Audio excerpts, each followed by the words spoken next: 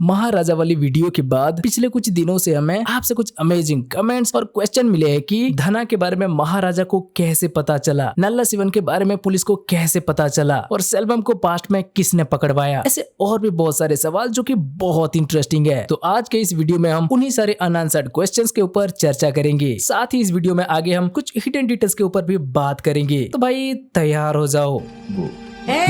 लक्ष्मी ठीक है, तो सबसे पहले धना के बारे में महाराजा को कैसे पता चला? भाई ये सवाल बहुत लोग पूछ रहे थे। तो भाई देखो, उस रात धना को जब सेल्वम बुलाया तो धना ऐसे ही नहीं, वो काउंसलर का कार लेकर गया था। हम देख चुके हैं और हम ये भी देख चुके हैं कि उस रात वो कार में बहुत घूमे थे। 300 किलोमीटर रन हुआ है, घूम रहा था रात भर। हाँ, तो ऐसे ही घूमते घूमते उन्होंने किसी टोल प्लाजा से भी क्रॉस किए होंगे, जिसका कि पे रिसिप्ट को धना महाराजा के घर में गिरा दिया और महाराजा को होश आते ही उसे वो रिसिप्ट मिल गया। तो उस रिसिप्ट में महाराजा गाड़ी का नंबर को देखा और गाड़ी के नंबर से एड्रेस निकालकर वो उस आदमी के घर पे भी गया और वहां से महाराजा को पता चला होगा कि ये भाई साहब इस बार में है। तो महाराजा ये बार में चला आया। बाहर जो आपकी गाड़ी खड़ी है TN10 घर में आके पूछताछ कर रहा था, वो तू ही है क्या? और बाकी की कहानी हम सबको पता है। काउंसलर ने महाराजा को धना के बारे में बताया और उसके कुछ ही मिनट बाद यहाँ महाराजा को धना भी मिल गया। वैसे आपने वो रिसिप्ट में नोटिस किया क्या? क्योंकि नल्ला शिवन बता रहा था 9 से 9:30 तक दुकान बंद करता है, वहाँ से सीधे घर के लिए निकलता है। तो हम ये रिसिप्ट पर भी देख सकते हैं कि लोग 9:30 को टोल गेट क्रॉस किए थे ताकि ठीक महाराजा के आने के टाइम पर वो उसका घर पहुंच सके। ठीक है, फर्स्ट क्रिमिनल को महाराजा कैसे ढूंढा वो तो अभी हम देख चुके हैं, लेकिन सेकंड क्रिमिनल नल्ला शिवन के बारे में पुलिस को कैसे पता चला? अब इसके बारे में भी कुछ फिल्मी भाई पूछ रहे थे। तो भाई देखो, धना को महाराजा मार डालने के बाद उसका भाई धना का मिसिंग कंप्लेंट लिखवाने पुलिस स्टेशन आया था। तो वरदराजन यहाँ निरंजन को धना का केस दिया, या कहीं वो काउंसलर के लैंग्वेज में इलैयाराजा का केस दिया। ये धना कौन है पता करो, उसका नंबर ट्रेस करने के लिए कह दो। और पहले से हम देख चुके हैं वो सब इंस्पेक्टर को महाराजा का केस दिया था, तो उसको भी महाराजा के ऊपर डाउट था। इस घर में भी कुछ इनलीगल काम हुआ है सर, तभी उन लोगों ने इस पर अटैक किया होगा। ये जरूर हमसे कुछ छुपा रहा है सर। तो ये सच जानने के लिए महाराजा का नंबर को भी ट्रेस करने के लिए दिया। पिछले 20 दिनों में इस नंबर से इनकमिंग कॉल्स, आउटगोइंग कॉल्स और फिर वो किस रेंज में घूम रहा था, ये सारे डिटेल्स चाहिए सर। और इसी 20 दिन के अंदर महाराजा का हॉस्पिटल में जाना, बार में जाना और धना का पीछा करके इस लोकेशन तक आने के बारे में भी सब इंस्पेक्टर को पता चल जाता है। और निरंजन तो धना का फोन ट्रेस कर ही रहा था, तो वो भी उसका लास्ट लोकेशन पे पहुंच जाता है। और यहाँ आकर ये लोग देखे कि धना तो निपट चुका है और उसे निपटाने वाला महाराजा ही है। लेकिन अजीब बात ये है कि धना की फोन को नल्ला शिवन की कॉल आ रहा है। तो यहाँ से सब इंस्पेक्टर को नल्ला शिवन के ऊपर डाउट होने लगता है, जिसके बाद की जरूर वो नल्ला शिवन का फोन को भी ट्रेस किए होंगे और उन्हें पता चला होगा कि धना और नल्ला शिवन तो एक ही समय पे महाराजा के घर पे थे। बाकी आगे जाकर उस रात वहाँ लड़ाई होने वाला गुंडा से पूछताछ और वो डॉक्टर की पूछताछ को तो हम सब ने देखा ही है। तो ऐसे ही पुलिस वालों को पता चल जाता है कि नल्ला शिवन भी एक क्रिमिनल है। बाकी अगर बात करें वो सेल्वम की, तो उसके बारे में इन्हें नल्ला शिवन से पता चलता है। नल्ला शिवन वरदराजन के जाल में फंसते ही वो सेल्वम को कॉल करता है ना भाई, तुम धना को कॉल करो, वो संभाल लेगा। 3 दिन से फोन कर रहा हूँ, उसे कॉल ही नहीं जा रहा है। तो मतलब महाराजा के जैसे पुलिस वालों को भी पहले धना के बारे में, फिर धना के जरिए नल्ला शिवन के बारे में और नल्ला शिवन के जरिए सेल्वम के बारे में पता चलता है। अच्छा ठीक है, ये तो हो गया प्रेजेंट की बात कि प्रेजेंट में ये तीनों कैसे पकड़े गए, लेकिन पास्ट में सेल्वम कैसे पकड़ा गया? अब वो भी एक मिस्ट्री बनकर दिमाग में तांडव कर रहा है और ऑडियंस इसके बारे में भी पूछ रहे हैं कि पास्ट में सेल्वम को किसने पकड़वाया? तो भाई देखो, किसी ने नहीं, पुलिस खुद इसमें इनका गैंग की पता लगा चुके थे।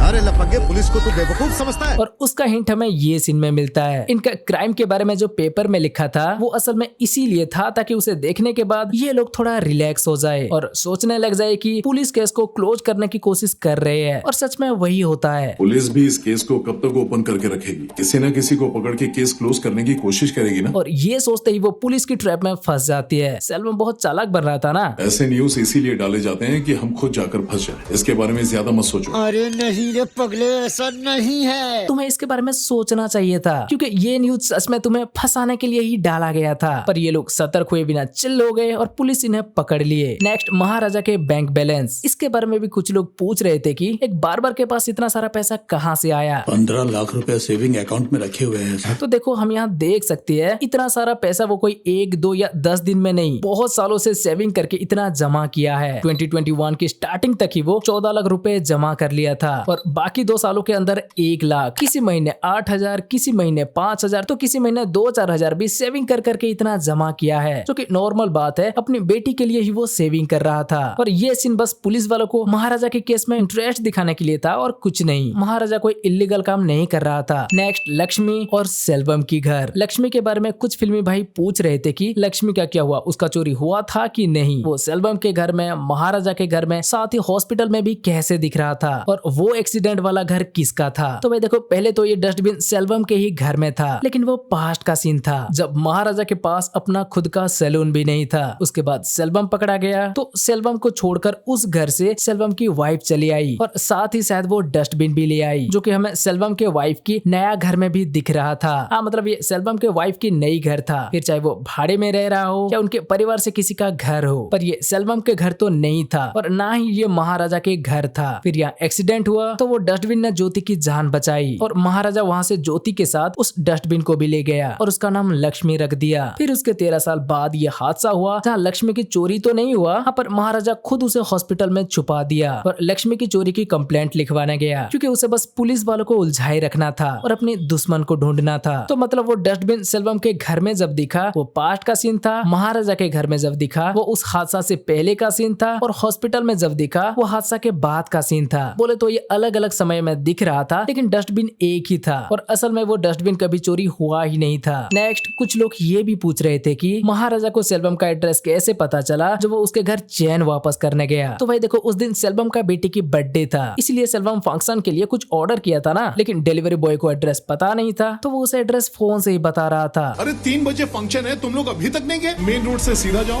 वहाँ वेटरी मेडिकल शॉप के बगल से अंदर जाना। तो यहाँ से ही महाराजा को सेल्वम का एड्रेस पता चल गया था। सर घर में कोई फंक्शन है क्या? वो फोन पे बात करते हुए सुना ना। और हाँ, कुछ भाई लोग ये सवाल भी पूछ रहे थे कि जब वो इंसिडेंट के बाद ही महाराजा लक्ष्मी को छुपाता है तो फिर बार बार ज्योति पूछने पर भी वो ज्योति को लक्ष्मी की फोटो क्यों नहीं भेजता या उसे कोई रिप्ले क्यों नहीं करता। तो भाई ये मेकर्स का एक क्रिएटिव चॉइस था, बस सस्पेंस बनाए रखने के लिए उन्होंने ऐसा किया और कुछ नहीं। ठीक है, अब सारा अनआंसर्ड क्वेश्चंस खत्म हो गया हो तो चलो अब इसका कुछ अमेजिंग डिटेल्स को भी देख लेते हैं। ओके, तो सबसे पहले कलर टोन। इसमें दिन हो या रात दिखना, महाराजा के सारे सीन में उसे ब्लू टोन के साथ दिखाया है या कूल टोन के साथ दिखाया है। और ब्लू टोन किसे रिप्रेजेंट करता है हम पहले भी लियो मूवी के वीडियो में देख चुके हैं। ब्लू कलर शांति, स्थिरता या शीतलता का प्रतीक है, जो कि महाराजा का कैरेक्टर असल में होता है एक सिंपल सा सीधा साधा बंदा। लेकिन वही विलेन को इसमें दिन में तो नॉर्मल कलर टोन के साथ दिखाया है, लेकिन रात को वो चोरी करने जाते टाइम देखना हमेशा उन्हें रेड कलर टोन के साथ दिखाया है। और रेड कलर का प्रतीक क्या है ये हम सब जानते हैं। रेड कलर इंटेंसिटी, एग्रेशन और डेंजर को रिप्रेजेंट करता है, जो कि सेल्वम का कैरेक्टर के अंदर कूट कूट के भरा है। इसका इरादा कुछ ठीक नहीं है, लेकिन महाराजा भी तो बाद में बदलता है ना भाई। इसीलिए देखना जब वो धना को मारने जाता है वहाँ में महाराजा को रेड या कहीं वार्म टोन के साथ दिखाया है और वहाँ महाराजा भी रेड कलर के शर्ट में दिखता है, जो फोरशेडो कर रहा था कि अब महाराजा भी सेल्वम के जैसे मूड में आ चुका है और शांति का प्रतीक को छोड़कर इसका कैरेक्टर के अंदर भी वायलेंस घर कर चुका है। लेकिन इतना ही नहीं, यही पैटर्न हमें पुलिस वालों के साथ भी दिखाया है। जब वो किसी को लूटना चाहते हैं, फिर चाहे वो आरटीओ ऑफिस का 7C वाला बंदा हो या महाराजा, तब देखना पुलिस वाले रेड शर्ट पहने हुए दिख रहे हैं। और जब इन्हें सच्चाई पता चलता है और ये नल्ला शिवन को महाराजा को सौंपकर उसे जस्टिस दिलाने के बारे में सोचते हैं, तब देखना उन्हें ब्लू कलर के शर्ट में दिखाया है। और इंटरेस्टिंग बात तो यहाँ ये है कि क्योंकि यहाँ इनमें से नल्ला शिवन ही वो क्रिमिनल होता है, तो देखना इसे यहाँ रेड लुंगी के साथ दिखाया है, मानना पड़ेगा भाई। वैसे ये शर्ट वाली डिटेलिंग इसमें और भी है, लेकिन उस पर आने से पहले हम एक बीजीएम की डिटेलिंग देख लेते हैं। अब हम सबको पता है कि हर मूवी में हीरो का बीजीएम, विलन का बीजीएम अलग अलग होता है, जिसके वजह से हमें वो स्क्रीन पर ना दिखने पर भी सिर्फ बीजीएम बजते ही हम समझ जाते हैं कि अब किसका एंट्री होने वाला है। लेकिन अब क्योंकि ये एक फादर डॉटर सेंटिमेंट मूवी है, तो इसमें मेकर्स हीरो विलन से ज्यादा फादर डॉटर की बीजीएम पर ध्यान दिए हैं। देखना जब महाराजा और ज्योति की सेंटिमेंटल सीन दिखाया जाता है तो एक बीजीएम बजता है। अब ये सीन में देख लो, ये सीन में देख लो, और ये सीन में भी देख लो। ऐसे ही जब सेल्वम और अम्मू की सीन दिखाया जाता है तो उनके लिए भी एक अलग बीजीएम है। अब ये सीन में देख लो, अम्मू ये सीन में देख लो। भाई हाँ? कबोर्ड ठीक करने के लिए कह रहे थे ना। अबे और ये सीन में भी देख लो। हाँ, ये जो ज्योति अपने पापा को याद करते टाइम महाराजा वाली नहीं सेल्वम वाली बीजीएम बजता है, ये पहले से ही हिंट दे रहा था कि ज्योति महाराजा की नहीं सेल्वम की बेटी है। लेकिन इतना ही नहीं, क्लाइमैक्स में देखना जब सेल्वम को पता चलता है कि ज्योति उसका ही बेटी अम्मू है, तब हमें सेल्वम की बीजीएम सुनाया जाता है। और ये तब तक चलता है जब तक वो महाराजा के पैरों में गिर के गिड़गिड़ा रहा था। लेकिन जब महाराजा सेल्वम को वो तेरा नहीं मेरी बेटी है बोलता है, तब देखना सेल्वम की बीजीएम से बदलकर सीधा महाराजा की बीजीएम बजने लगता है, जो इंडिकेट कर रहा था कि अब हमेशा के लिए अम्मू महाराजा की बेटी ज्योति बन चुकी है।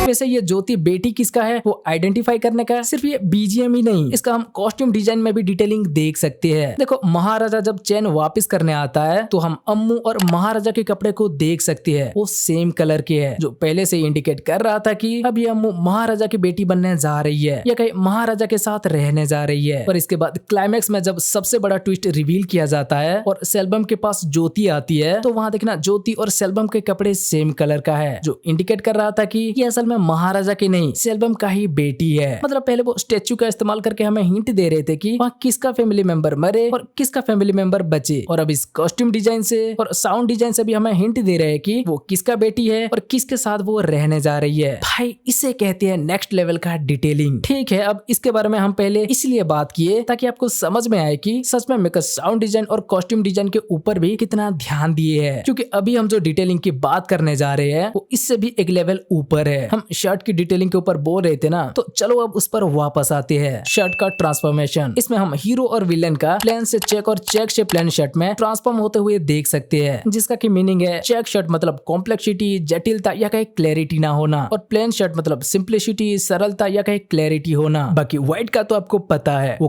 निष्पक्ष या कहीं न्यूट्रल है, इसीलिए फैमिली के साथ टाइम स्पेंड करते हुए उसका यूज किया है। ठीक है, अब पास्ट के सारे सीन में देखना महाराजा सिर्फ प्लेन शर्ट पहने हुए दिख रहा था, जो इंडिकेट कर रहा था सिंप्लिसिटी और क्लैरिटी की। पहले महाराजा का लाइफस्टाइल बहुत सिंपल था, वो बहुत भोला था, किसी से कभी भी पंगा लेने की सोच नहीं रहा था। बोले तो महाराजा एक खुली किताब या कहीं सीधा साधा एकदम सरल उलझन से मुक्त जीवन जी रहा था। उसके लाइफ में कोई प्रॉब्लम नहीं था, साथ ही क्या करना है और क्या नहीं उसे अच्छे से समझ था। पर उस इंसिडेंट के बाद देखना महाराजा प्रेजेंट में हमेशा चेक शर्ट पहने हुए दिख रहा है, जो इंडिकेट कर रहा था कॉम्प्लेक्सिटी की। अब क्योंकि उस एक्सीडेंट में महाराजा के वाइफ और बेटी मारे गए, तो भले ही उसके बदले एक बेटी मिल गई हो, लेकिन फिर भी ये पहले जैसे नॉर्मल नहीं है, उलझन में है, घर भी बदल दिया है। और उस हादसा के बाद तो ये जटिल से जटिल परिस्थिति से गुजर के एक के बाद एक चुनौतियों का सामना कर रहा है। तो अब इसका लाइफ में कोई क्लैरिटी भी नहीं है, कब कहाँ क्या करना है कुछ पता नहीं, बस बदला लेना है। बोले तो महाराजा की लगी पड़ी है। पहले जहाँ ये खुली किताब के जैसा था, अब इसका कैरेक्टर के अंदर में दुख, दर्द और नफरत का लेयर्स भी आ चुका है। ये भी एक क्रिमिनल के जैसा सोचने लगा है, इसीलिए इसे कॉम्प्लेक्सिटी का मीनिंग रखने वाली चेक शर्ट के साथ दिखाया है। लेकिन वहीं अगर हम सेल्वम को देखें तो देखना पास्ट के सारे सीन में सेल्वम सिर्फ चेक शर्ट पहन रहा था, जो इंडिकेट कर रहा था कि पास्ट में उसका लाइफ में कॉम्प्लेक्सिटी है, कोई क्लैरिटी नहीं है और वो भी उलझन में फंसा हुआ है। और प्रेजेंट में वो प्लेन शर्ट पहने हुए दिख रहा था, जो कि इंडिकेट कर रहा था सिंप्लिसिटी और क्लैरिटी की, जो कि सच है, क्योंकि पास्ट में उसके पास फैमिली था, तो वो अपना उस फैमिली के लिए बेटी को पढ़ाना है, बढ़ाना है, जो चाहिए उसे ला कर देना है बोलकर ये क्या क्या कर रहा था इसे खुद पता नहीं था, गलत काम किए जा रहा था और उलझन में जी रहा था। इसीलिए पास्ट में इसे चेक शर्ट के साथ दिखाया गया और प्रेजेंट में प्लेन शर्ट के साथ, क्योंकि अभी प्रेजेंट में इसका फैमिली नहीं है, तो संघर्ष करने की भी कोई जरूरत नहीं है। इसीलिए सिर्फ महाराजा से बदला लेने के बाद प्रेजेंट में एक नॉर्मल लाइफ, बोले तो उलझन से मुक्त जीवन जीने की सोच लिया था। इसके पास अब क्लैरिटी था, इसीलिए इसे प्रेजेंट में प्लेन शर्ट के साथ दिखाया था। मतलब महाराजा जैसे पास्ट में था, अब वैसा प्रेजेंट में सेल्वम वैसे बनने की कोशिश कर रहा था, और पास्ट में सेल्वम जैसा था, अब महाराजा धीरे धीरे वैसा बनते जा रहा था। इसीलिए इन दोनों की प्लेन से चेक और चेक से प्लेन शर्ट की ट्रांसफॉर्मेशन दिखाया है, जो इनका जीवन में एक बदलाव को भी दर्शाता है कि कैसे एक सरल बंदा के लाइफ में जटिलता आ जाता है और एक जटिल बंदे की लाइफ में सरलता आने ही वाला होता है कि उसका कर्म उस बंदे को ले डूबता है, जो हमें एक मैसेज भी देता है कि अगर आप पहले से बुरे कर्म करते आ रहे थे तो प्रेजेंट में अच्छा बनने की कोशिश करने से भी आपका कर्म पीछा नहीं छोड़ता, लेकिन अगर आप पहले से अच्छे कर्म करते आ रहे थे और आगे जाकर उलझन में पड़ जाते हो तो वहां भी आपका कर्म साथ नहीं छोड़ेगा।